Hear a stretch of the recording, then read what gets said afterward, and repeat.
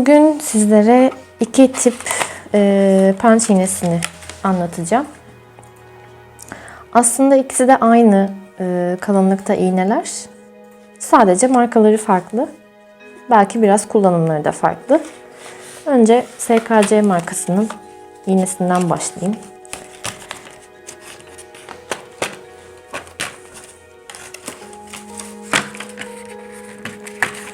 Kullandığımız iğnemiz şu iğne. Bu da ip geçirmek için aparatımız.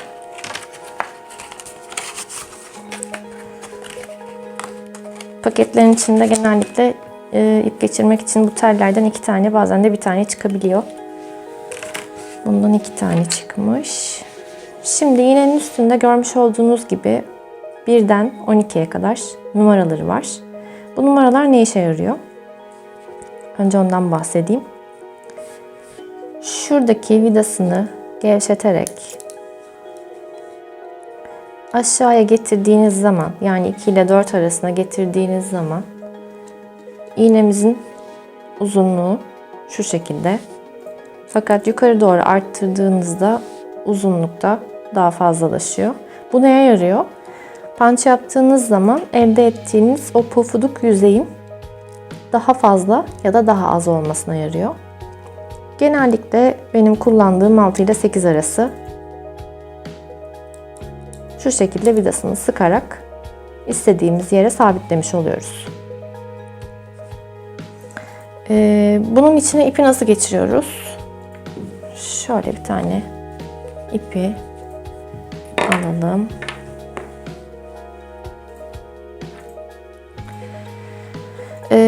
Bu arada punch yaparken genellikle benim kullandığım bu iğnenin en kalın ucu.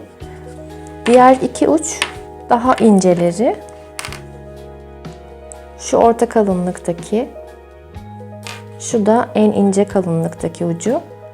Bunlar genellikle daha ince ipliklerle, yani ören bayan gibi altın başaklı yanlış hatırlamıyorsam ipler gibi daha ince iplerinizle kullanabileceğiniz bir iğne ucu.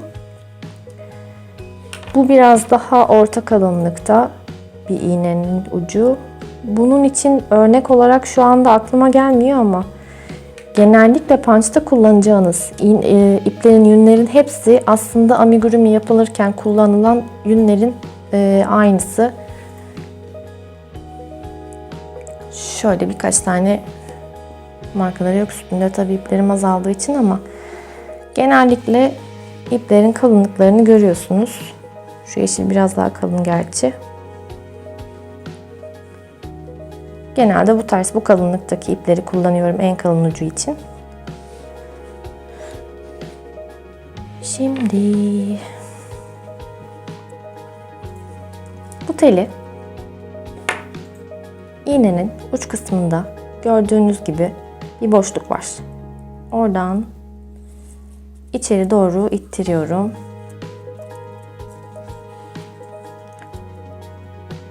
Bazen iğnenin içinde tel takılabiliyor. Böyle durumlarda şu arkasındaki kapağı çıkartıp teli ittirdikten sonra tekrar takabilirsiniz. Şu telin arasında oluşan boşluktan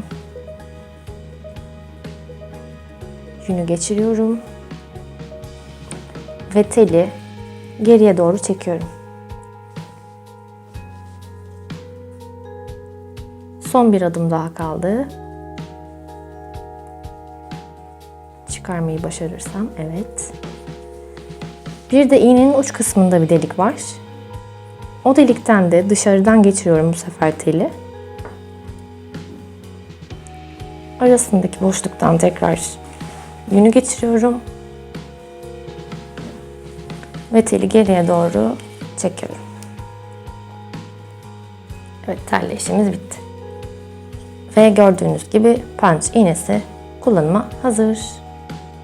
Buradan dediğim gibi istediğiniz gibi yükseklik ayarını yapabilirsiniz iğnenizin. Bu şekilde. Diğerine bakalım. Bu punch iğnemiz nasılmış?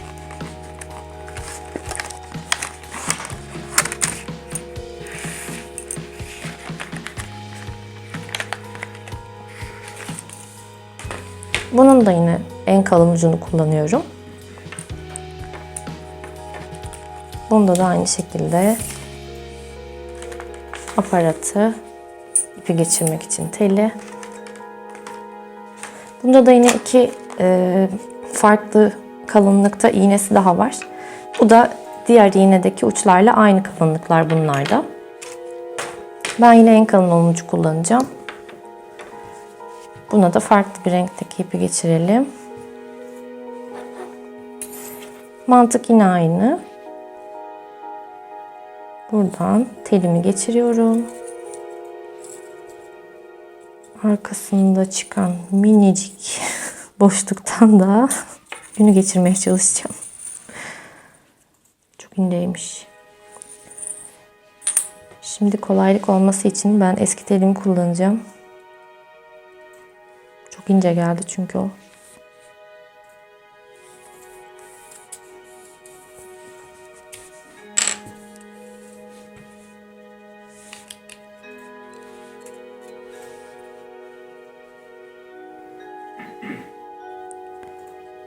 İpimizi geçirdik, çektik, buradan çıkarttık. Yine aynı şekilde dıştaki deliğinden bu sefer geçirdik. İpi telin arasından aldım ve dış tarafa doğru çektim.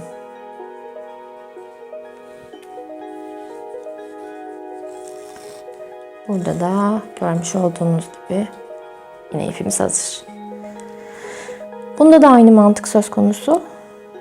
Yine aşağıya doğru getirdiğiniz zaman 2 ile 4 arasına getirdiğiniz zaman iğneniz daha kısa olacak. Yukarı 10-12 arasına getirdiğiniz zaman iğneniz daha uzun olacak. Yine ortalama kullandığımız yükseklik ayarı bu. Eğer ucu değiştirmek isterseniz nasıl yapıyoruz? Onu göstereyim bir de. Arkasındaki kapağı açıyoruz. Bu vidayı gevşetip içindeki iğnemizi çıkartıyoruz. Orta kalınlıkta olan iğneyi takacağız. Çıkarttığımız gibi aynı şekilde taktık.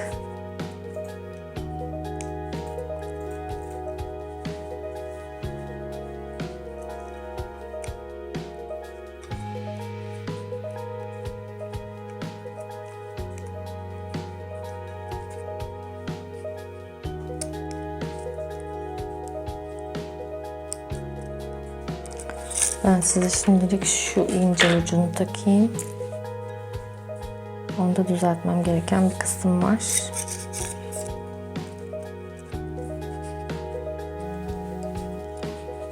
Bu şekilde. Neden olmuyor?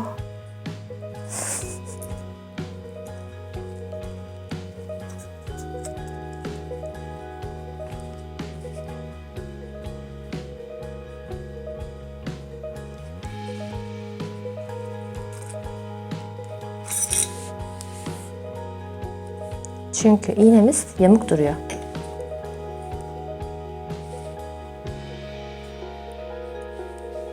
Evet. Şöyle iğneye baktığım zaman iğne biraz bu tarafa doğru yamuk durduğu için ucundan çıkmıyor. Tekrar deniyorum. Evet, düzelttim. Yine burada istediğim kalınlık ayarına getirdim. Ve arka kapağını taktım. Yine aynı şekilde içinden teli geçirip, şu anda elimde buna uygun ip yok yalnız. Ama tekrar göstereyim. Kendi iğnesi teliyle göstereyim size. Şuradan teli iğnenin içinden geçiriyorsunuz.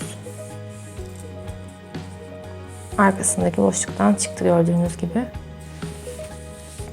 Buraya da ipinizi buradan geçirdikten sonra telin arasından ucundan tekrar çekiyorsunuz. Ve yine uç tarafında görmüş olduğunuz delikten de dışarı doğru ipinizi çektiğiniz zaman kullanıma hazır olmuş oluyor. Bir de şunu da uç değiştirmeyi göstereyim. Bunda da yine aynı şekilde arkadaki kapağı açıyorsunuz. Vidasını gevşetip içinden bunu çıkartıyorsunuz. Bundaki fark şu. Değiştirmek istediğiniz iğneyi şu yuvaya oturtuyorsunuz sadece. Bu şekilde sabitledim. Tekrar geçirdim. İstediğim uzunluk ayarına getirip sıkıştırdım. Ve arkasındaki kapağını kapattım. Sonra da yine aynı işlemlerle teli geçirip ipi dışarıya çıkarttıktan sonra öndeki delikten tekrar geriye çektiğinizde ipiniz kullanıma hazır. Ve görmüş olduğunuz gibi